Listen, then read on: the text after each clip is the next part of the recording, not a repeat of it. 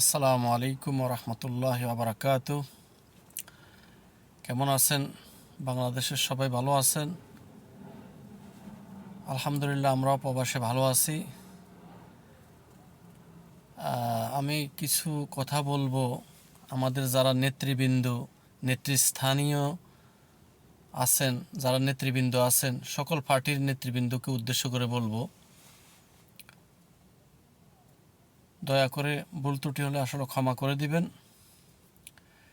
আমরা কোনো এত জ্ঞানী মানুষ না, কোনো নেতাও না, কোনো শীর্ষস্থানীয় নেতৃবৃন্দও না। আমরা সাধারণ মানুষ, সাধারণ জনগণ। আমরা সাধারণভাবে সব কিছু বুঝি এবং চিন্তা ভাবনা করি।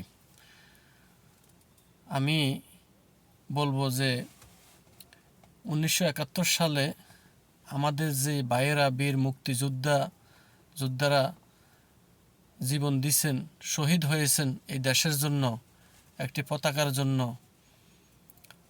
পাকিস্তানি হানাদার বাহিনীকে পরাজিত করে যেভাবে আমাদের স্বাধীনতা নিয়ে আসছেন, সর্বপ্রথম আল্লাহ রাব্বুল আলামিনের কাছে দোয়া করি, আল্লাহ রাব্বুল আলামিন যেন যারা ইমানের সাথে শহীদ হয়েছেন, নির্যাতিত হয়ে হানাদার বাহিনীর কাছে, আল্লাহ যেন তাদের সবাইকে শহীদি মর্যাদা দান করে, শহীদ হিসাবে কবুল করে জান্নাতুল ফেরদাউস নসিব করেন, আমিন। দেখেন, আমরা মনে করি যে আমরা অনেক কিছু জানি, অনেক জ্ঞান, আমাদের অনেক কিছু জানি, অনেক জ্ঞানী গুণী আমরা মানুষ। তো আমরা এইভাবে সবাই মনে করি যে নিজেরা অনেক কিছু বুঝি, জ্ঞানী, কিন্তু না। আল্লাহ রাব্বুল আলামিন বলেন, ওমা উতীতুম মিনাল ইলমিহি ইল্লা কলিলা, যে তোমাদেরকে সামান্যতম জ্ঞান দেওয়া হয়েছে।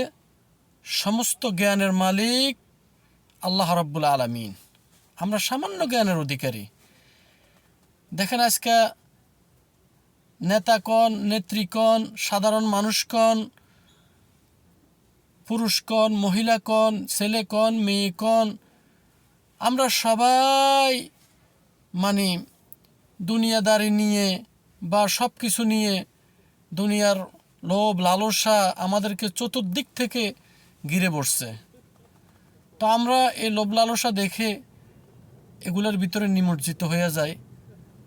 আর এই হওয়ার কারণে এমন কিছু কাজকর্ম করি বা এমন কিছু কথা বলি, মুখে লাগাম ছাড়া কথা বলি, এমন কাজকর্ম করি যেটা দেখলে শয়তান আমাদেরকে দেখে হাসে। আমরা এত জ্ঞানী না। আল্লাহ সুবহানাহু ওয়া তাআলা যেটা বলছেন, আমার রব তিনি হলেন সবচেয়ে বড় জ্ঞানী। আমরা হইলাম উতীতুম মিনাল ইলমিহি ইল্লা কলিলা, সামান্যতম জ্ঞান তোমাদেরকে দেওয়া হয়েছে। আল্লাহ সুবহানাহু ওয়া তাআলা বলছেন, যিনি আমাদের রব, যিনি আমাদেরকে সৃষ্টি করছেন, যিনি আমাদেরকে কোরআনের মতো একটা সংবিধান দিছেন, যিনি আমাদেরকে একজন নবী দিছেন, রাসূল সাল্লাল্লাহু আলাইহি ওয়াসাল্লাম মতো একজন মহামানব, যার কোনো তুলনা নাই। তাহলে আজকে আমরা তিনি বলছেন যে আতিউল্লাহ ওয়া আতিউর রাসূল উলিল আমরি মিনকুম, তোমরা আল্লাহর ইবাদত করো, রাসূলের আনুগত্য করো, এবং তোমাদের মধ্যে যারা নেতৃস্থানীয় আছে, নেতা আছে, তাদের উলিল আমরি মিনকুম, তাদের আনুগত্য করো। তবে যারা আল্লাহ এবং কোরআন এবং সুন্নাহ, আমাদের নেতা হোক, নেত্রী হোক, আমাদের রাহবার হোক, আমাদের যেই কোনো বড় পর্যায়ের মানুষ হোক, নেতৃস্থানীয় হোক, কোনো সমস্যা নাই। আমরা দেখব যে তাদের ভিতরে কোরআন এবং সুন্নাহর অনুসরণ আছে কিনা, আল্লাহ এবং তার নবীর, আল্লাহর অনুসরণ আর রাসূল সাল্লাল্লাহু আলাইহি ওয়াসাল্লামের অনুকরণ আছে কিনা, তাহলে আমরা তাদেরকে মানব, তাদেরকে উলিল আমর হিসাবে আমরা গ্রহণ করব। আর যদি আল্লাহ এবং তার নবীর অনুকরণ না থাকে, তাহলে আমরা তাদেরকে আমরা উলিল আমর হিসাবে মানব না, গ্রহণ করব না। কেন? যদি কোরআন এবং সুন্নাহর বিরোধী কোনো কথা বলে তারা, কোরআন সুন্নাহর বিরোধী চলে, আল্লাহ এবং তার নবীর দেখানো পথ থেকে দূরে সরে যায় বা অন্য পথে চলে, তাহলে আমরা তাদের আনুগত্য করব না। যদি করি তাহলে আমরা জালেম হিসাবে গণ্য হব। এই জন্য আমি আমার নেতৃস্থানীয় বাংলাদেশে যারা প্রত্যেক পার্টির নেতারা আছেন, সম্মানের সহিত আপনাদের উদ্দেশ্যে বলবো যে দেখেন, টকশো হোক আর কোনো জনসভা হোক, সমাবেশ হোক, যেখানে হোক, আপনারা কথাবার্তা বলতে একটু মুখে লাগাম দিয়ে কথা বলবেন। কারণ রাসূল সাল্লাল্লাহু আলাইহি সাল্লাম বলেছেন, ওনার সঙ্গী সাথীদেরকে বলেন যে আমার সঙ্গী সাথীরা, সাহাবায়ে কেরামদেরকে বলেন, আমার সঙ্গী সাথীরা তোমরা কি জানো কিসে আমাদেরকে পিছন থেকে ধাক্কা দিয়ে জাহান্নামে ফেলে দিবে? তখন সঙ্গী সাথীরা বলেন, সাহাবায়ে কেরামরা বলেন, ইয়া রাসূলুল্লাহ, আল্লাহ ও রাসূল আলম, আল্লাহ এবং তার নবী ভালো জানেন। তখন আল্লাহর নবী বলছেন, সেটা হইলো আমাদের এই মুখ, এই মুখমণ্ডল, এই জিহ্বা। কারণ আমরা যদি জিহ্বার লাগাম টানি না ধরি এবং এই মুখকে হেফাজত না করি, কথাবার্তা বলতে হেফাজতে না বলি, তাহলে কিন্তু পরিণতি ভয়াবহ।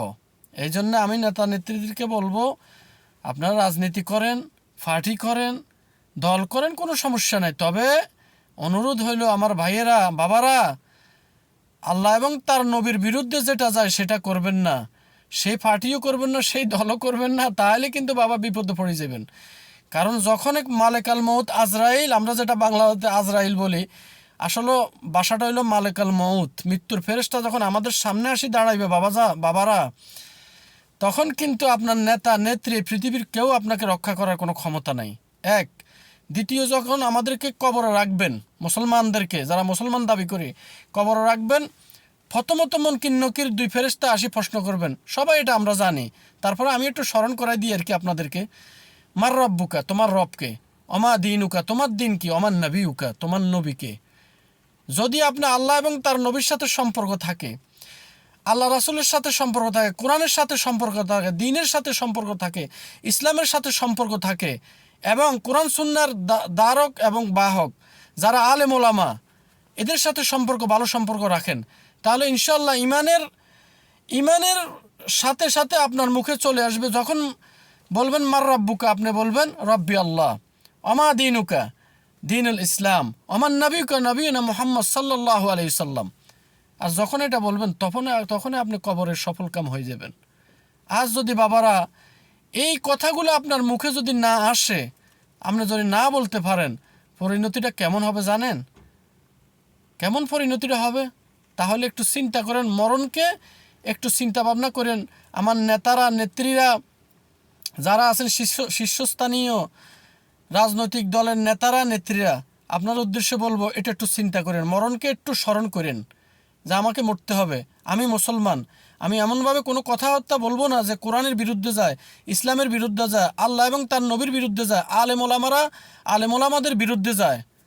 তাহলে কিন্তু পরিণতি ভয়াবহ হবে। বাবারা চলে যেতে হবে একলা একলা। আমাদের কত নেতা নেত্রী আমাদের সামনে থেকে চলে গেছে, কত কোটি কোটি মানুষ কিয়ামত পর্যন্ত। আদম আলাইহিস সালাম দুনিয়া থেকে চলে গেছে প্রায় 14,000 বৎসর আদম আলাইহিস সালাম কবরে। এই থেকে কত নর নারী, কত মানুষ, নেতা নেত্রী, বাদশাহ, কত মানুষ চলে গেছে। দেখেন বাবারা, আমার ভাইয়েরা, কেউ আর ফিরে আসে না, আসবেও না কিয়ামত পর্যন্ত, আসার কোনো সিস্টেমও নাই। তাহলে দেখেন, যখন আপনি মরে যাবেন, যখন আপনি কবরে যাবেন, অনন্তকালের জীবন আপনার শুরু হবে, এটা আর কোনো শেষ হবে না, কোনো শেষ হওয়ার কোনো সিস্টেম নেই। তাহলে আপনাকে অনন্তকালের জন্য আমাকে কবরে থাকতে হবে। কিয়ামতের দিন যখন আমরা উঠব, হিসাব নিকাশের সময় হবে, যদি আপনার ভালো কর্ম থাকে, আপনার মানুষের কল্যাণের জন্য থাকে, আপনার নিয়ত থাকে ভালো মানুষের ভালোর জন্য, কল্যাণের জন্য, মানুষের উপকারের জন্য, তাহলে ইনশাল্লাহ বেঁচে যাবেন। আর যদি কোনো রকম কোরআন সুন্নাহর বাইরে এবং আল্লাহ রাসূলের আইন বিধানের বাহিরে যদি আপনার কাজকর্ম, চলাফেরা, দিন দুনিয়া এগুলো হয়, তাহলে বাবারা ফেঁসে যাবেন, আমরা সবাই ফেঁসে যাব। আল্লাহ আমাদের সবাইকে বুঝার এবং আমল করার তৌফিক দান করুক। ওমা তাওফিক ইল্লা বিল্লাহ। আসসালামু আলাইকুম ওয়া রাহমাতুল্লাহি ওয়া বারাকাতুহু।